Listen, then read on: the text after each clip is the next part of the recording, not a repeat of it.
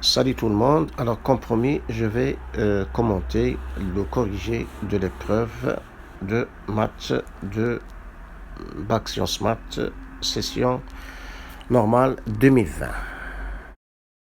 Et si vous voulez bien, je vais commencer par l'exercice numéro 1, l'exercice d'arithmétique, qui était un exercice au choix avec l'exercice numéro 2 sur les nombres complexes. Dans la première question petit a, on vous demande de montrer que si x, le couple xy est une solution de l'équation D, alors x et 13 sont premiers entre eux. Et pour ce faire, on va utiliser un raisonnement par l'absurde. Donc on va supposer que x et 13 ne sont pas premiers entre eux. Et puisque x et 13 ne sont pas premiers entre eux, et que 13 est un nombre premier, donc 13 divise x. Et maintenant, vous avez le choix. Ou bien vous continuez avec la divisibilité, comme j'ai fait dans le corrigé proposé en arabe, ou bien vous continuez en utilisant les congruences, comme j'ai fait dans ce corrigé. Dans ce cas, puisque 13 divise x, alors x est congru à 0 modulo 13. Et maintenant, je vais remplacer x par 0 et je vais remplacer 13 par 0 parce que 13 lui aussi il est congru à 0 modulo 13 parce que 13 divise 13 dans l'égalité 7x3 moins 13y égale 5 parce que xy c'est une solution de l'équation D, donc il vérifie 7x3 moins 13y égale 5. Donc lorsque je remplace donc x par 0 et et 13 par 0, donc j'obtiens la congruence 0 est congru à 5 modulo 13, c'est-à-dire 13 divise 5. Et ceci est absurde parce que les diviseurs de 5 positifs sont uniquement 1 et 5. Alors, donc, ce que nous avons supposé au départ est faux, c'est-à-dire sa négation, elle est vraie, c'est-à-dire x et 13 sont bien premiers entre eux. Ensuite, la question petit b, alors on vous demande d'en déduire que x puissance 12 est congru à 1 modulo 13. Alors, ceci résulte immédiatement du petit théorème de Fermat, puisque 13 est un nombre premier positif, d'accord? Et x et 13 sont premiers entre eux, on vient de le voir à l'instant. Donc, 13 moins 1, c'est 12. Donc, x puissance 12, elle est bien congrue à 1 modulo 13. Bien, alors, ensuite, question petit c, on vous demande de montrer que x puissance 3 est congru à 10 modulo 13. Alors, pour cela, alors je pars du fait que 7x3 moins 13y qui est égal à 5, donc 7x3 moins 13y, elle est congrue à 5 modulo 13, et je remplace 13 par 0, parce que 13, il est congru à 0 modulo 13. Donc, il vient après simplification, 7x puissance 3 est congru à 5 modulo 13. Et maintenant, il faut chercher à se débarrasser de 7, hein, d'accord? Donc, voilà. Donc, je vais utiliser ici une méthode que je vois plus rapide que celle que j'ai utilisée dans la première vidéo. Sans passer par le théorème de Gauss, je vais multiplier les deux membres de cette congruence par 2. D'accord? Ça me donne 14 x puissance 3 est congru à 10 modulo 13. Et puisque 14 est congru à 1 modulo 13, je remplace 14 par 1 et j'obtiens directement x puissance 3 congru à 10 modulo 13. Et je rappelle l'autre méthode que j'ai utilisée dans la première vidéo.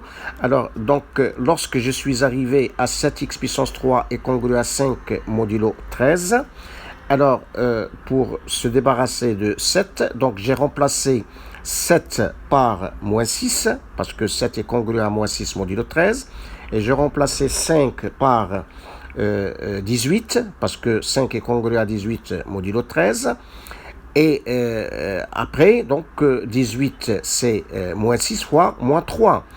Alors, j'écris ceci pour pouvoir simplifier par moins 6, après avoir précisé que moins 6 est premier avec 13, et d'après, c'est grâce au théorème de Gauss que je pourrai simplifier par moins 6 pour obtenir x congru à moins 3 modulo 13.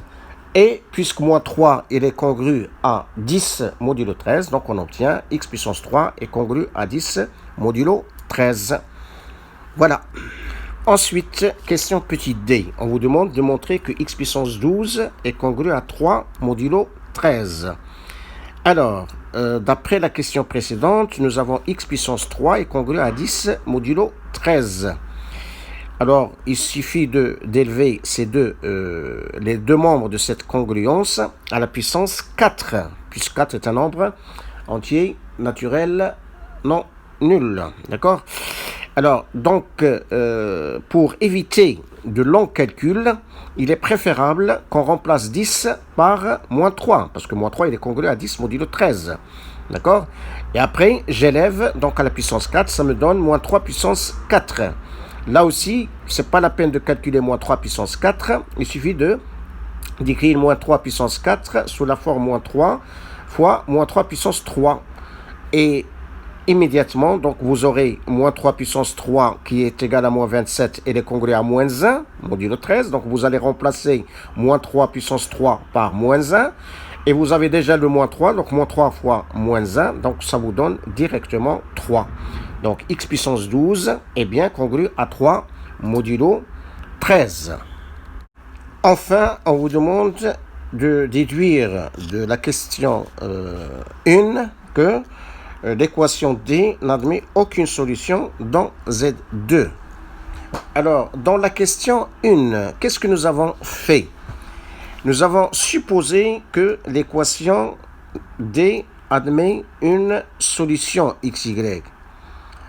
Et qu'est-ce que nous avons trouvé comme résultat? Entre autres, nous avons trouvé que x puissance 12 est congru à 1 modulo 13, ceci d'après la question. Premièrement, petit b, et x puissance 12 est congru à 3 modulo 13, d'après la question. Premièrement, petit d. Alors, ce qui nous donne que 1 est congru à 3 modulo 13, c'est-à-dire 13 divise 2. Ce qui est absurde, puisque les seuls diviseurs positifs de 2 sont 1 et 2. Donc, ce que nous avons supposé au départ, c'est-à-dire que x, le couple xy, était une solution de l'équation D, donc, cette supposition est fausse. Autrement dit, aucun couple xy de Z2 n'est solution de l'équation D. Donc, nous avons bien démontré que l'équation D n'admet aucune solution dans Z2. Alors ici, j'attire votre attention qu'il n'y a pas de réciproque à faire ici. Mais, supposons par exemple qu'on ait trouvé, par exemple, à la fin de la première question, on trouve par exemple, c'est un exemple, hein? Par exemple, on trouve x égale 5 et y égale moins 3. Donc, l'étude faite dans la première question ne permet pas de dire que 5 moins 3 est une solution d'équation et l'ensemble S est le couple 5 moins 3. Il faut étudier la réciproque. Parce que dans la première question, nous avons travaillé par conditions nécessaires, c'est-à-dire que nous avons travaillé par des implications. Donc, cette étude-là ne permet pas, si jamais on trouve quelque chose, ne permet pas de donner directement l'ensemble solution. Il faut étudier la réciproque. Voilà. Et avant qu'on se quitte, alors j'ai quelques mises au point à vous proposer sous forme de remarques. Ce sont des résultats du cours qu'il faut connaître et qu'on peut utiliser dans les exercices. Je vous laisse le soin de les regarder et donc je vous dis au revoir et à bientôt.